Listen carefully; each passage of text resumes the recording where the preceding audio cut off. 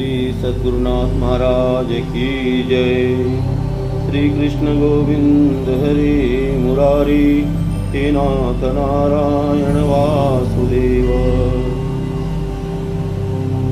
तत्व चिंतामणि भाग 3 मनुष्य जीवन का अमूल्य समय। इस विषय पर आज हम सभी श्रवण करेंगे। मनुष्य जीवन का समय अमूल्य है। समय की कीमत न जानने के कारण ही लोगों का बहुत सा समय व्यर्थ ही चला जाता है। इसलिए आत्म कल्याण में विलंब हो रहा है। कहा जा सकता है कि कानून पेशा वकील बैरिस्टर प्रभृति तो समय का सदुपयोग करते हैं, क्योंकि वे अपने समय के प्रत्येक मिनट का पैसा ले लेते हैं। किंतु पैसों से मनुष्य जीवन का वास्तविक ध्येय सिद्ध नहीं होता। जो मनुष्य अपने अनमोल समय को पैसों के बदले बेच डालते हैं, पैसों से होने वाले भावी दुष्परिणाम को नहीं समझने के कारण पैसे इकट्ठे करते चले जाते हैं और जीवित काल में उनसे कुछ भौतिक सुख की प्राप्ति करते हैं, वे वस्तुतः कल्याण मार्ग में कुछ भी अग्रसर नहीं होते। मरने के समय उन्हें एकत्र किया हुआ धन यही छोड़ जाना पड़ता है। उससे भी उन्हें कोई लाभ नहीं होता, प्रत्युत वह शोक और चिंता को बढ़ाने वाला ही होता है कि हाय, अब मेरे धन का उपयोग कौन करेगा। अतएव जो धन मान आदि के मोल पर अपने अमूल्य समय को बेच डालते हैं, वे अपनी समझ से बुद्धिमान होने पर भी वास्तव में बुद्धिमान नहीं है। बुद्धिमान तो वही कहे जा सकते हैं जो जीवन के अमूल्य समय को अमूल्य कार्यों में ही लगाते हैं, और अमूल्य कार्य भी उसी को समझना चाहिए जिससे अमूल्य वस्तु की प्राप्ति हो। और वह अमूल्य वस्तु है परमात्मा के तत्व ज्ञान से होने वाली आत्मोन्नति की चरम सीमा, परमेश्वर के स्वरूप की प्राप्ति। इसी को दूसरे शब्दों में परम पद की प्राप्ति अथवा मुक्ति भी कहते हैं। दुख की बात है कि बहुत से भाई लोग, माताएं तो ऐसे हैं जो अपने समय को चौपड़, ताश, शतरंज आदि खेलने में, सांसारिक भोगों में एवं निद्रा, आलस्य और प्रमाद में व्यर्थ की बात एवं व्यर्थ के टीवी सीरियल, सिनेमा आदि देखने में समय बिता देते हैं। बहुत से ऐसे मूढ़ हैं जो जीवन के अमूल्य समय को चोरी, जारी, झूठ, कपट आदि कुकर्मों में बिताकर इस लोक और परलोक दोनों से भ्रष्ट होकर दुख के भाजन बनते हैं। और कितने ऐसे हैं जो सुल्फा, गांजा, कोकीन और मदिरा आदि मादक द्रव्यों के सेवन में समय नष्ट करके नरक के भागी बनते हैं। वह अत्यंत ही समय का दुरुपयोग करते हैं, और यह समय का अत्यंत ही दुरुपयोग है। उचित तो यह है कि हमारा प्रत्येक श्वास श्री भगवान के स्मरण में ही बीते, एक एक क्षण भी व्यर्थ न जाए। फिर पाप और प्रमाद में बिताना तो अत्यंत ही मूर्खता है। असल में बात यह है कि समय की उपयोगिता को हम लोगों ने अभी समझा नहीं। जैसे पैसे की उपयोगिता समझी हुई है, वैसे ही यदि समय की उपयोगिता समझी होती तो भूलकर भी हमारा एक क्षण का समय ईश्वर स्मरण के बिना नहीं बीत सकता। हम किराए की मोटर पर सवार होकर कहीं जाते हैं तो रास्ते में किसी सज्जन से बातें करने के लिए मोटर को अगर रोकना पड़ता है तो उस समय हम उनसे अच्छी तरह बातें नहीं करना चाहते। क्यों? क्योंकि हमारी नज़र तो प्रति मिनट यानी उस मीटर पे है जो भाग रहा है, जिसमें पैसा बढ़ रहा है। प्रति मिनट करीब 2 आने चार्ज करने वाले मोटर पर लगी हुई मीटर पर रहती है। यह पैसे की उपयोगिता समझने का नमूना है। प्रति मिनट के 2 आने पैसे से भी हम समय की उपयोगिता को अधिक नहीं समझते। हमारे लिए उचित तो यह है कि जैसे मोटर में बैठे किसी से बात करते समय हमारा मन पैसों में लगा रहता है, इसी प्रकार संसार का प्रत्येक कार्य करते समय अमूल्य जीवन का एक एक क्षण मुख्य रूप से श्रद्धा और प्रेम के साथ परम प्रेमास्पद परमात्मा के चिंतन में ही लगाना चाहिए। इस प्रकार चिंतन करते करते भगवान की दया से किसी भी क्षण हमें भगवत प्राप्ति हो सकती है। जिस क्षण में भगवत प्राप्ति होती है उसी क्षण का जीवन अत्यंत अमूल्य है। उस समय की तुलना किसी के साथ भी नहीं की जा सकती, परंतु वैसा समय श्रद्धा और प्रेम पूर्वक चिंतन करने से ही प्राप्त होता है। इसलिए हमें श्रद्धा और प्रेम पूर्वक सर्वव्यापी सर्वशक्तिमान परमेश्वर के स्वरूप के सदा सर्वदा चिंतन करने का अभ्यास करना चाहिए। ऐसा करने पर हमारा सभी समय अमूल्य समझा जाएगा। यदि प्रेम और श्रद्धा की कमी के कारण जीवन भर में भगवत प्राप्ति न भी हुई तो भी कोई चिंता नहीं, क्योंकि अभ्यास के बल से अंत समय में तो भगवान के स्वरूप का चिंतन अवश्य होगा ही। और गीता में भगवान स्वयं कहते हैं कि जो अंत समय में मेरा चिंतन करता हुआ जाता है वह निश्चय ही मुझको प्राप्त होता है। जो अंत समय में भगवत चिंतन करता हुआ जाता है मरता है वह निश्चय ही भगवान श्री कृष्ण को प्राप्त होता है। इसमें कोई भी संशय नहीं है, नहीं है, नहीं है। अंत काले च मामेव स्मरण मुक्ताम कलेवरम यह प्रयाति स मद्भावम याति न अस्त्यत्र संशयः। श्रीमद् भगवद गीता अध्याय संख्या 8 श्लोक संख्या 5। किंतु खेद की बात है कि हम लोग ईश्वर के भजन की कीमत कौड़ियों के जितने भी नहीं करते। मान लीजिए एक पुरुष साल भर में 8,100 रुपये कमाता है। वह यदि रोजगार छोड़कर, वास्तव में रोजगार को स्वरूप से छुड़ाने का हमारा अभिप्राय नहीं है, केवल भजन की महिमा दिखाने के लिए, बताने के लिए, समझाने के लिए यहाँ बताया जा रहा है और इसको आपको श्रवण करना है। उत्तम बात तो यह है कि मुख्य वृत्ति से परमात्मा को याद रखता हुआ गौड़ी वृत्ति से व्यवहार करना चाहिए और व्यवहार करें। तो मान लीजिए एक पुरुष साल भर में 8,100 रुपये कमाता है। वह यदि रोजगार छोड़कर भजन करे तो उसका भी वह भजन कौड़ियों से सस्ता पड़ता है। वार्षिक 8,100 रुपये के हिसाब से एक महीने के 675 रुपये हुए और एक दिन के 22.5 रुपये हुए और एक घंटे का 94 पैसे एवं एक मिनट का 1.5 पैसा होता है और एक पैसे की अधिक से अधिक 60 कौड़ी समझी जाए तो ईश्वर का नाम स्मरण एक मिनट में कम से कम 120 बार किया जाए, यानी एक सेकंड में 2 नाम लिए जाए तो भी वह कौड़ियों से मंदा पड़ता है।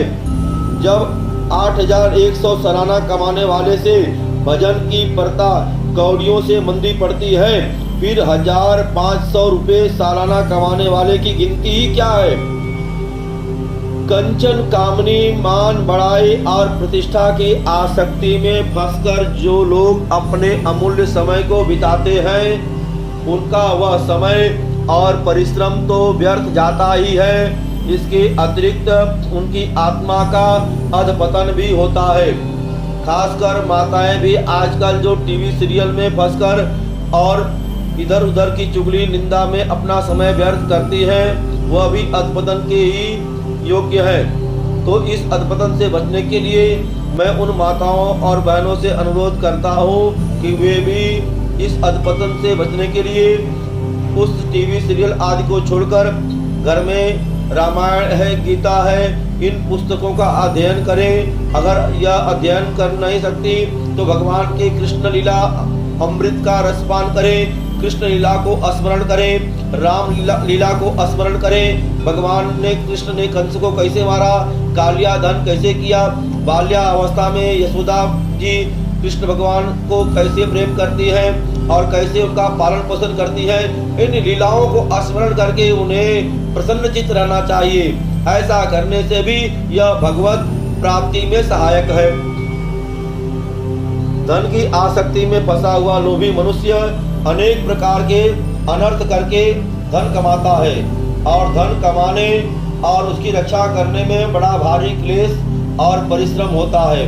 उसे खर्च करने में भी कम दुख नहीं होता और फिर धन को त्याग कर जाने के समय तो किसी किसी को प्राण वियोग से भी बढ़कर दुख होता है। जैसे निर्धन आदमी धन उपार्जन की चिंता करता है और ऋणी ऋण चुकाने के लिए व्याकुल रहता है, वैसे ही धनी आदमी धन की रक्षा के लिए और धन इकट्ठा करने के लिए व्याकुल रहता है। वस्तुतः धन कमाने की लालसा आत्मा का अधपतन करने वाली है। इसी प्रकार स्त्री संग की इच्छा उससे भी बढ़कर आत्मा का पतन करती है। पर स्त्री गमन की तो बात ही क्या है, वह तो अत्यंत ही निंदनीय और घोर नरक में ले जाने वाला कर्म है। परंतु अपनी विवाहिता स्त्री का सहवास भी शास्त्र विपरीत हो तो कम हानिकारक नहीं है। आसक्ति के कारण शास्त्र विपरीत होना मामूली बात है। जब साधन करने वाले बुद्धिमान पुरुष की इंद्रियां भी बलात् मन को विषयों में लगा देती है तो फिर साधना रहित विषयासक्त पामर मूर्खों का तो पतन होना कौन सी बड़ी बात है। जैसे मूर्ख रोगी स्वाद के वश हुआ कुपथ्य करके मर जाता है, वैसे ही कामी पुरुष स्त्री का अनुचित सेवन करके अपना नाश कर डालता है। विलासिता की बुद्धि से स्त्री का सेवन करने से कामोद्दीपन होता है और काम का वेग बढ़ने से बुद्धि का नाश हो जाता है और काम से मोहित हुआ नष्ट बुद्धि पुरुष चाहे जैसा विपरीत आचरण कर बैठता है, जिससे उसका सर्वथा अधपतन हो जाता है। स्त्री के सेवन से बल वीर्य बुद्धि तेज उत्साह स्मृति और सद्गुणों का नाश हो जाता है एवं शरीर में अनेक प्रकार के रोगों की वृद्धि होकर मनुष्य मृत्यु के समीप पहुंच जाता है तथा इस लोक के सुख कीर्ति और धर्म को खोकर नरक में गिर पड़ता है, नरक में जाता है। यही आत्मा का पतन है। इसलिए साधु जन कंचन और कामनी का भीतर और बाहर से सर्वथा त्याग कर देते हैं। वास्तव में भीतर का त्याग ही असली त्याग है, क्योंकि ममता अभिमान और आसक्ति से रहित हुआ गृही मनुष्य न्याय युक्त कंचन और कामनी के साथ संबंध रखने पर भी त्यागी ही माना गया है। मान बढ़ाई और प्रतिष्ठा के जाल में तो अच्छे साधक भी फंस जाते हैं। मान बढ़ाई प्रतिष्ठा की इच्छा साधन पथ में भी दूर तक मनुष्य का पिंड नहीं छोड़ती। आरंभ में तो यह अमृत के तुल्य प्रतीत होती है, परंतु परिणाम में विष से भी बढ़कर है। अज्ञानवशतः यह बहुत से अच्छे पुरुषों के चित्त को डवाडोल कर देती है। साधक पुरुष भी मोह के कारण इस प्रकार मान लेते हैं कि मेरी पूजा और प्रतिष्ठा करने वाले पवित्र होते हैं, इससे मेरी कुछ भी हानि नहीं। परंतु ऐसा समझने वालों की बुद्धि उन्हें धोखा देती है और वे मोह जाल में फंसकर साधन पथ से गिर जाते हैं। बहुत से पुरुष तो मान बढ़ाई प्रतिष्ठा की इच्छा के लिए ही ईश्वर भक्ति सदाचार और लोक सेवा आदि उत्तम कर्म में प्रवृत्त होते हैं। दूसरे जो जिज्ञासु अर्थात अपनी आत्मा के कल्याण के उद्देश्य से भक्ति सदाचार और लोक सेवा आदि उत्तम कर्म करते हैं, वे भी मान बढ़ाई प्रतिष्ठा को पाकर फिसल जाते हैं और उनकी ध्येय का परिवर्तन हो जाता है।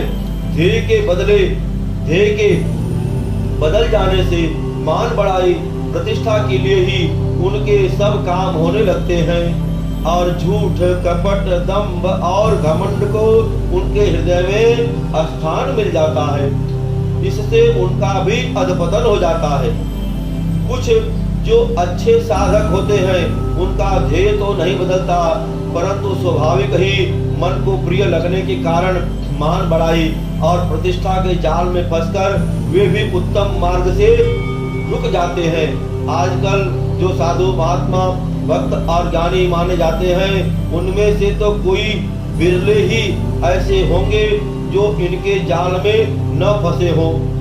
पामर और विषयासक्त पुरुषों को तो यह अमृत के तुल्य दिखते ही है, किंतु बुद्धिमान साधक पुरुष को भी ये देखने में अमृत के तुल्य प्रतीत होते हैं। परंतु बुद्धिमान साधक तत्वज्ञानी और विरक्त पुरुषों के संग के प्रताप से विचार बुद्धि के द्वारा परिणाम में विष के सदृश समझकर इनको नहीं चाहते हैं। इनमें से भी जो मुलाहिज में फंसकर या मन के धोखे से स्वीकार कर लेते हैं वे भी प्रायः गिर जाते हैं। जो उच्च श्रेणी के साधक हैं और जिन्हें इन सब में वास्तविक वैराग्य उत्पन्न हो गया है, उन विरक्त पुरुषों की इन सब में प्रत्यक्ष घृणा हो जाती है। इसलिए वे इनसे उपराम हो जाते हैं। जैसे मद और मांस न खाने वाले के चित्त की वृत्तियां मद मांस की ओर स्वाभाविक ही नहीं जाती, वैसे ही उन विरक्त पुरुषों के चित्त की वृत्तियां मान बढ़ाए प्रतिष्ठा की ओर नहीं जाती। बुद्धिमान रोगी जैसे कुपथ्य से डरते हैं, वैसे ही उनके संसर्ग और सेवन से मृत्यु के सदृश डरते हैं। जहाँ मान बढ़ाई प्रतिष्ठा होती है वहाँ प्रथम तो प्रायः वे लोग जाते ही नहीं। यदि जाते हैं तो उन सबको स्वीकार नहीं करते। कोई बलात् मान बढ़ाई प्रतिष्ठा कर देता है तो उनके दिल में वे सब खटकते हैं और वो ज्ञानवान है, अर्थात ईश्वर के तत्व ज्ञान से जिन्हें परम वैराग्य और परम उपरामता प्राप्त हो गई है, उनके विषय में तो कुछ लिखना बनता ही नहीं। वे तो समुद्र के सदृश गंभीर, निर्भय और धीर होते हैं। मान बढ़ाई प्रतिष्ठा को तो वे चाहते ही नहीं।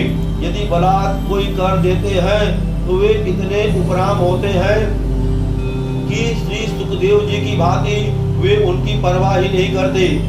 जब उनकी दृष्टि में परमात्मा के अतिरिक्त संसार ही नहीं है तो फिर राग, वैराग्य, मान, अपमान, निंदा, स्तुति को स्थान ही कहाँ है। उन पुरुषों को छोड़कर और कोई बिरला ही पुरुष होगा जो मान बढ़ाई प्रतिष्ठा को पाकर नहीं गिरता। अतएव कंचन कामनी, मान बढ़ाई और प्रतिष्ठा के मोह में फंसकर अपने मनुष्य जीवन के अमूल्य समय को व्यर्थ गंवाकर आत्मा का पतन नहीं करना चाहिए। मनुष्य जीवन का एक एक श्वास ऐसा अमूल्य है कि जिसकी प्रशंसा नहीं की जा सकती, क्योंकि ईश्वर कृपा के प्रभाव से उत्तम देश, काल और सत्संग को पाकर यह मनुष्य एक क्षण में भी परम पद को प्राप्त हो सकता है। किसी कवि ने भी कहा है, ऐसे महंगे मोल का एक श्वास जो जाए, तीन लोक नहीं पटतरे काहे धूर मिलाए। मनुष्य के जीवन का समय बहुत ही अनमोल है।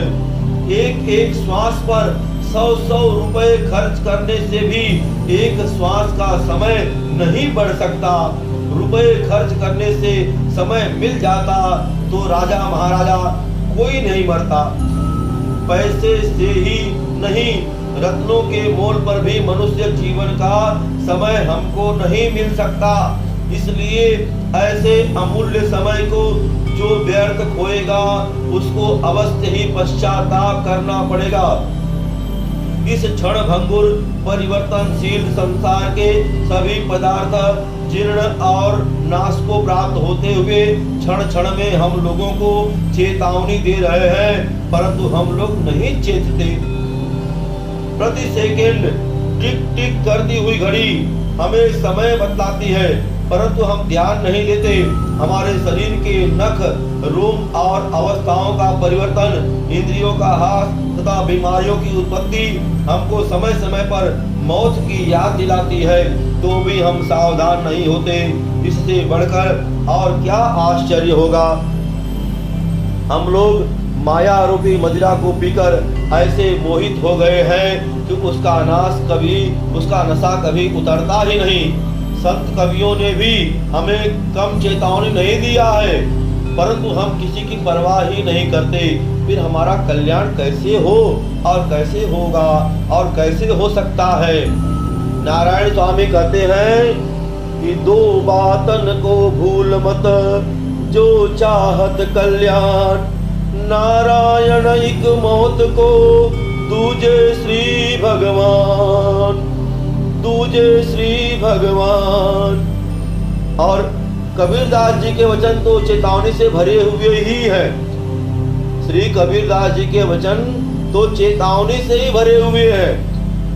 क्या कहते हैं कबीरदास जी, थोड़ा सा हम लोग श्रवण करेंगे कि कबीर नौबत आपनी, दिन 10 लेहूं बजाय। यह पुर पट्टन यह गली, बहुर न देखो आय। आज कल की 5 दिन जंगल होगा बास, ऊपर ऊपर हल फिरे, ढोर चरेंगे घास।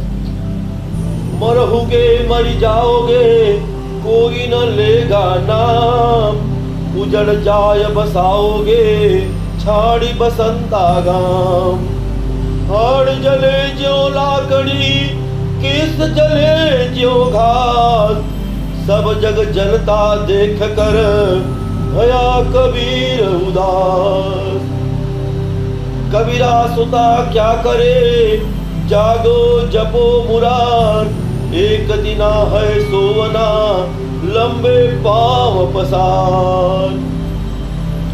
जब कबीर सदृश संत की चेतावनी सुनकर भी हमारी अज्ञान निद्रा भंग नहीं होती, तो दूसरों की तो हम सुने ही क्या। कर्तव्य को भूलकर भोग, प्रमाद, आलस्य और सांसारिक स्वार्थ सिद्धि में मोहित होकर तल्लीन हो जाना ही निद्रा है। चराचर भूत प्राणी ईश्वर का अंश होने के कारण ईश्वर का स्वरूप ही है। इस प्रकार समझकर उनके हित में रत होकर उनकी सेवा करना और सर्वव्यापी विज्ञानानंद घन परमात्मा के तत्व को जानकर उनको कभी नहीं भूलना, यही जागना है, यही जागना है, यही चेष्टा है, यही समय का सदुपयोग है। श्रुति भी इसी बात को लक्ष्य कराती हुई डंके की चोट पर हमें जगा रही है।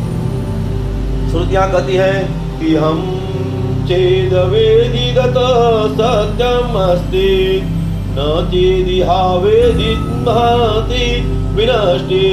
भूतेषु भूतेषु विचित्य धीरा, प्रीत्या अस्मान् लोकादमृता भवन्ति। यदि इस मनुष्य शरीर में ही उस परमात्म तत्व को जान लिया तो सत्य है, यानी उत्तम है। यदि इस जन्म में उसको नहीं जाना तो महान हानि है। धीर पुरुष संपूर्ण भूतों में परमात्मा का चिंतन कर, परमात्मा को समझकर इस देह को छोड़ अमृत को प्राप्त होते हैं। अर्थात इस देह से प्राणी के निकल जाने पर वे अमृत स्वरूप परमात्मा को प्राप्त हो जाते हैं। कठोपनिषद में आया है कि उत्तिष्ठत जागृतम प्राप्यम वरात्रि बोधत। उठो, जागो और महापुरुषों के समीप जाकर तत्व ज्ञान के रहस्य को समझो। ऐसे चेताने पर भी हम लोग नहीं चेतेंगे तो फिर हम लोगों का उसी दशा को प्राप्त होना अनिवार्य है। जैसा कि तुलसीदास जी ने कहा है कि जो न तरे भवसागर, जो न तरे भवसागर, नर समाज अस पाए। सो कृत निंदक मंदमति, आत्माहान गति जाय। श्री कृष्ण भगवान की जय। श्री सद्गुरुनाथ महाराज की जय।